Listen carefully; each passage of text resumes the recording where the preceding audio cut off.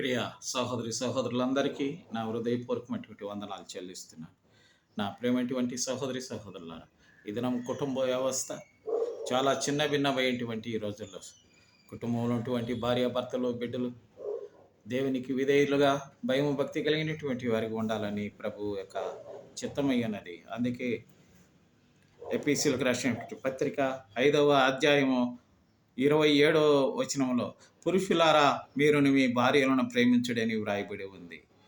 తరువాత రెండోది, భార్య అయితే తన భర్త యందు భయం కలిగి ఉండునట్లు చూసుకొనవలెనని వ్రాయబడి ఉంది. పిల్లలకైతే, పిల్లలారా ప్రభువునందు మీ తల్లిదండ్రులకు విధేయులై ఉండుడి, ఇది ధర్మమే. నీకు మేలు కలుగునట్లు నీ తండ్రిని తల్లిని సన్మానింపుము, అప్పుడు నీవు భూమి మీద దీర్ఘాయుష్మంతుడవుదు అని వ్రాయబడి ఉంది. ఇలాగ ఒకరినొకరం కుటుంబంలో మన వ్యవస్థత, మన యొక్క అనుకూలత, మన ప్రేమ, మన అనురాగాలన్నీ దేవుని చిత్తానుసారంగా ఉండునుగాక. దేవుడు మనలందరినీ దీవించునుగాక. ఆమేన్.